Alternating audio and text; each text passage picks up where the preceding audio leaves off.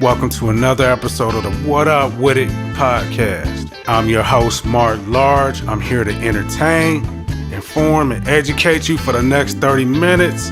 Before we get into it, I'm going to need you to go ahead and subscribe to make sure you never miss an episode.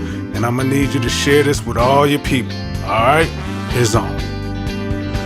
What up with it, y'all? Welcome. My name is Mark, a.k.a. Bino, a.k.a. Introverted. I'm a connector looking to use this podcast to connect good folks with good situations.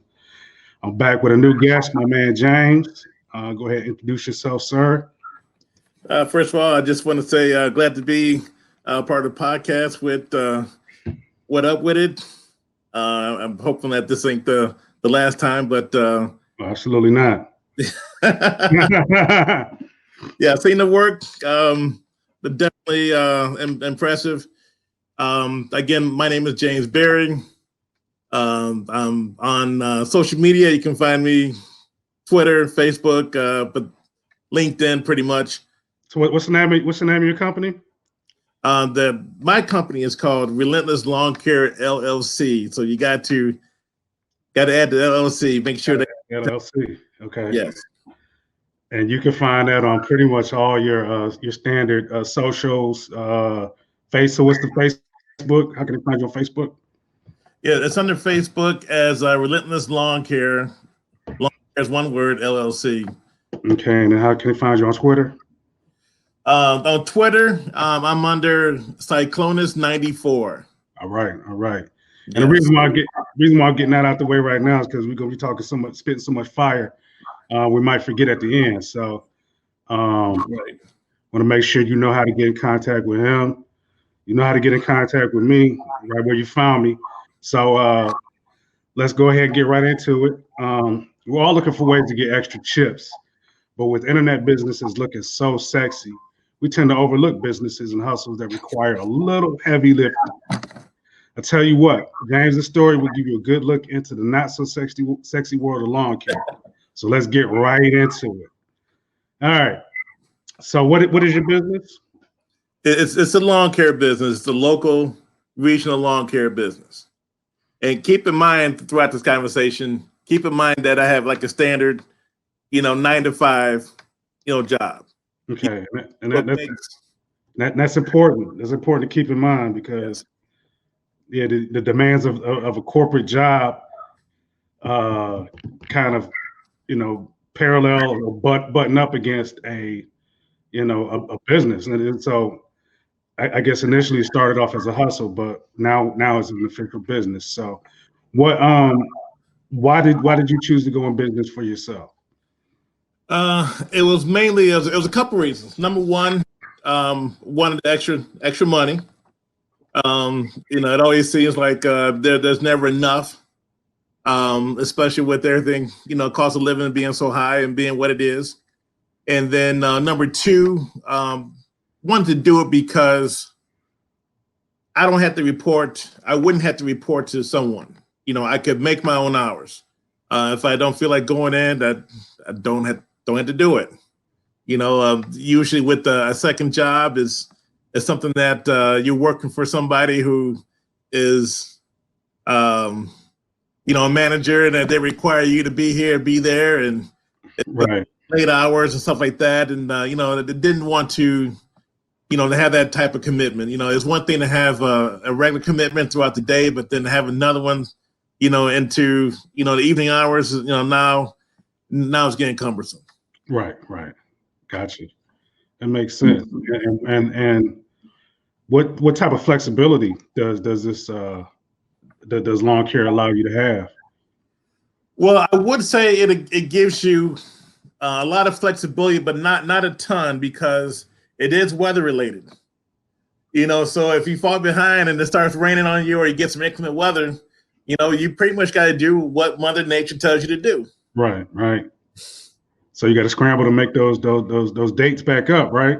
Yes, you got to, sometimes you got to, work days where you don't want to, or, because if you don't, then you run the risk of, getting a bad reputation. You run the risk of losing customers, you run all kinds of risks, but you definitely have to be there when you say that you are. Gotcha. So, and why did you choose this particular business? I chose this. It was a couple reasons, but I thought about it for some time, and I chose it because it was something that I knew how to do. Because you figure, we all got to cut our own grass. Mm-hmm. So it wasn't like I was at the time when I first got into it. It wasn't like I was an expert at it. But it was a learning curve. But at least it was a low entry barrier.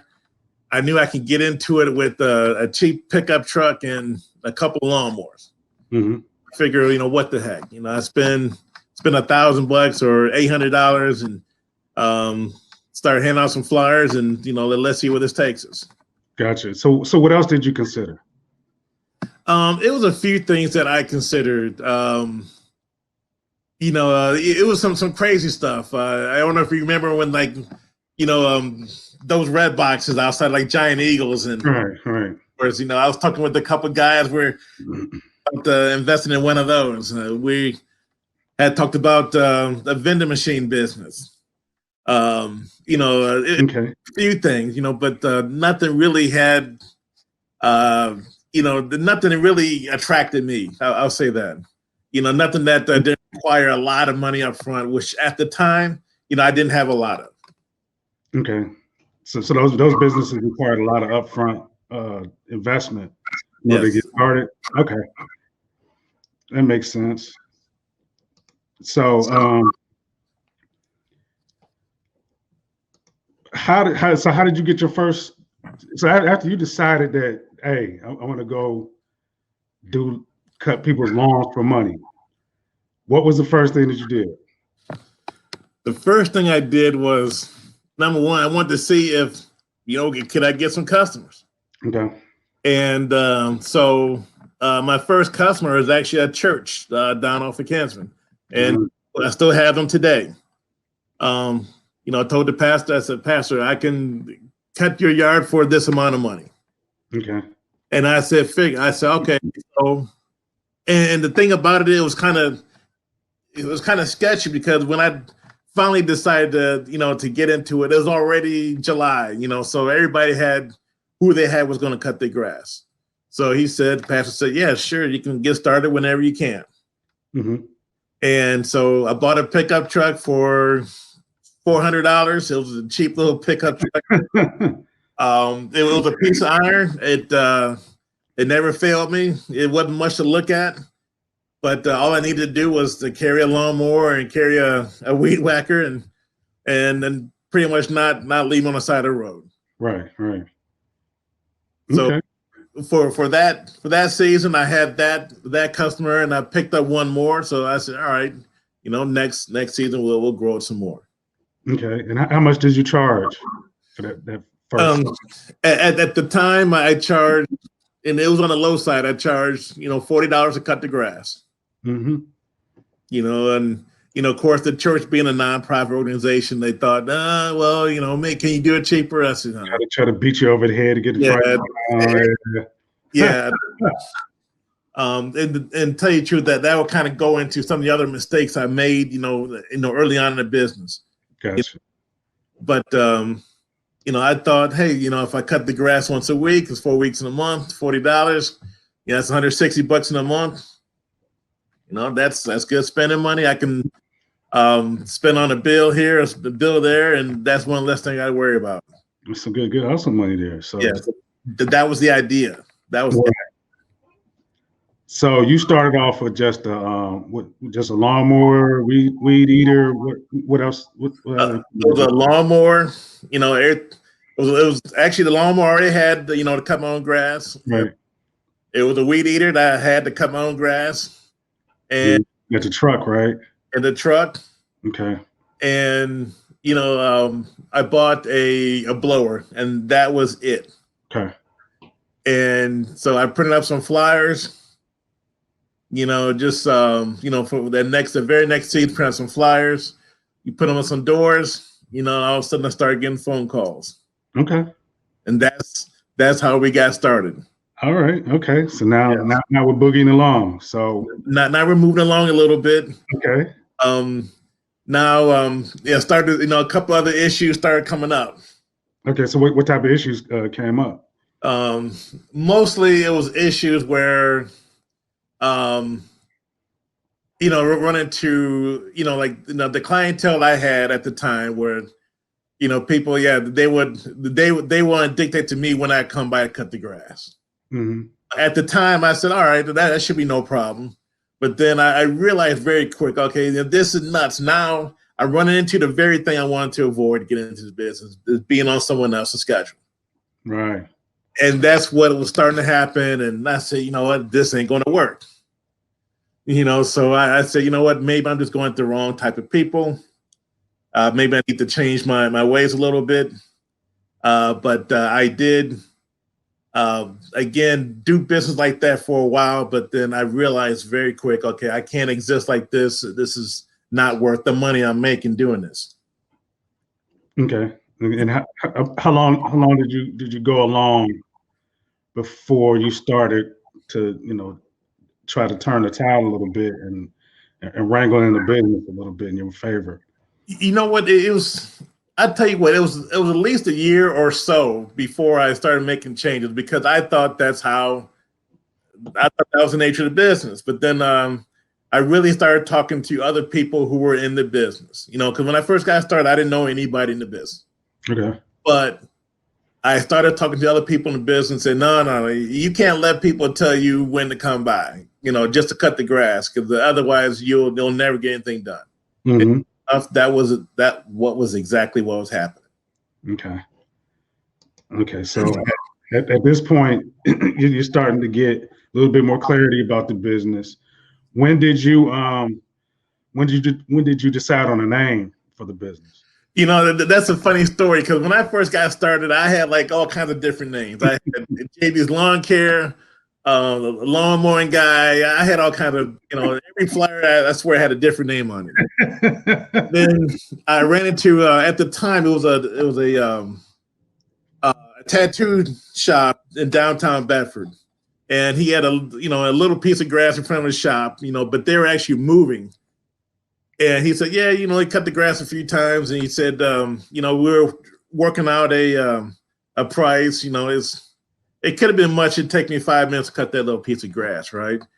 And he said, I'll tell you what, let's do a trade. How about I give you, he said, how about you cut my grass a couple of times, because it was at the end of the season at that point.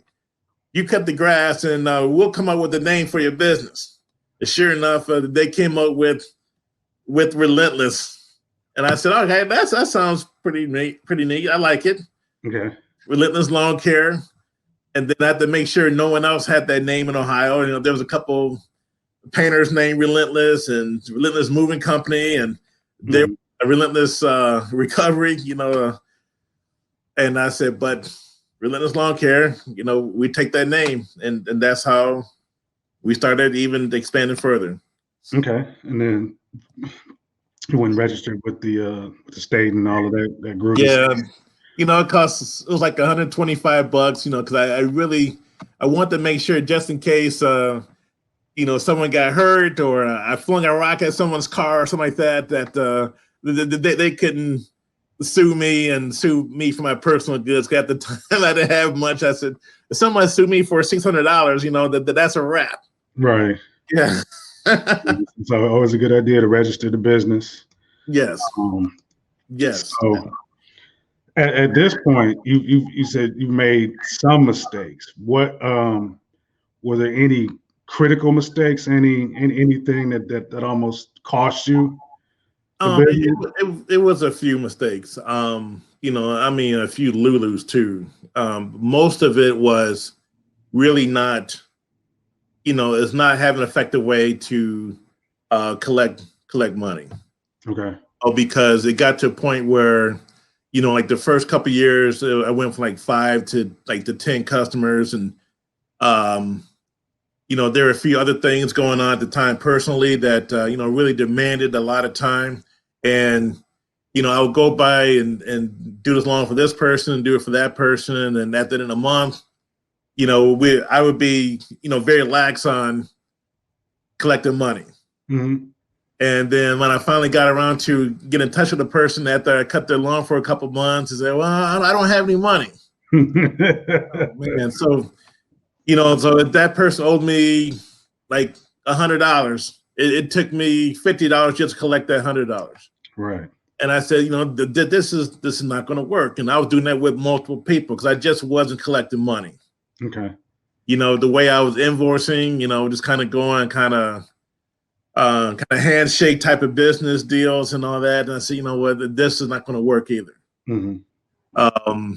It finally straightened that out. It took us a couple seasons to straighten that out.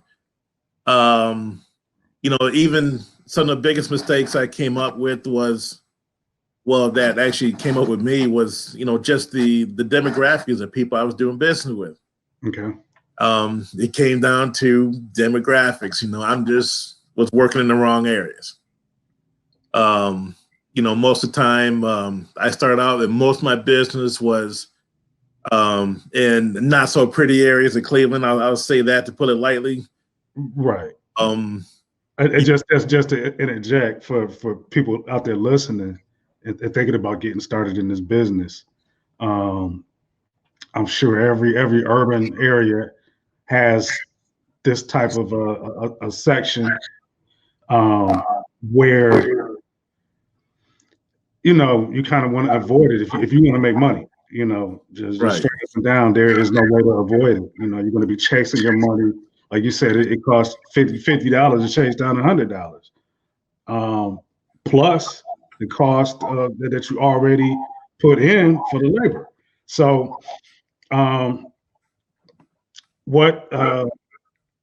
so at that point, how did you start to transition your business into other areas of the city that we know obviously are better for commerce, I guess? Well, it got to a point where the low point was, I thought I was doing something good. Like people were referring, oh yeah, my cousin will want you to cut their grass too. Mm-hmm. Or I'll be driving down a street and someone will flag me down that they see that I had a couple lawnmowers in my truck. Mm-hmm. And I thought that was good business, but it wasn't. Mm-hmm.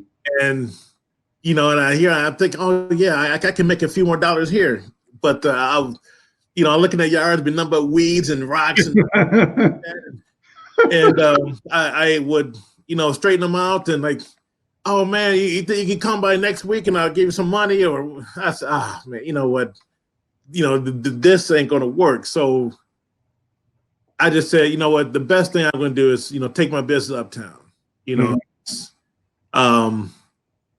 don't think I was ready for, areas that had like humongous yards, and I wasn't trying to get out to areas like, Pepper Pike or something like that. Just, someplace where, like going to places where like medium-sized yards, I can make more money. Mm-hmm. I don't have to worry about people not being able to pay or just don't having the ability to pay. I'll say that much. I'll clean that up a little bit. Okay. And the problem came in, I was like, okay, now how do I move my business that way? So I had to bring on someone else to help. Okay. And so it was at that point where now I was actually starting to grow. I didn't have to force it. I just, now I had people contacting me at that point. Right. Like I was forcing it. I thought all business was good business. It wasn't. Mm-hmm. I actually lost money on a lot of people. And, it just didn't pay out. It just was a waste of time. It was a total waste of effort. And it was a few times I said, you know what, maybe I'll find something else to do. But so how many years were you in at this point? At this point, I was in like 4 years at this point, at least. Yeah, about 4 years. Because it was, I wouldn't say it was a hobby at that point still, but it was something to where, okay, I'm spending some time in it, and it's like I got to get out what at least I think my time is worth. I'm just not looking for spending change at this point. I'm looking to make some money. Okay. So I did eventually take my time into areas like Cleveland Heights, Shaker, Beechwood, South Euclid. Now I'm in those areas predominantly. Okay. And is that where you are today? That's where a lot of the business is. And then, I picked up a couple of commercial customers at this point, and I was kind of using that as like the, the basis of the business. At least I know I can count on them, because commercial customers usually you don't have to worry about collecting money. You send them an invoice and 3 days later you got a check. I hope you enjoyed this episode of the What Up Wit It podcast, and I look forward to your respectful, civil commentary and input. This podcast was brought to you by Introverted.com. Come recharge with us over at NTROVRTD.com.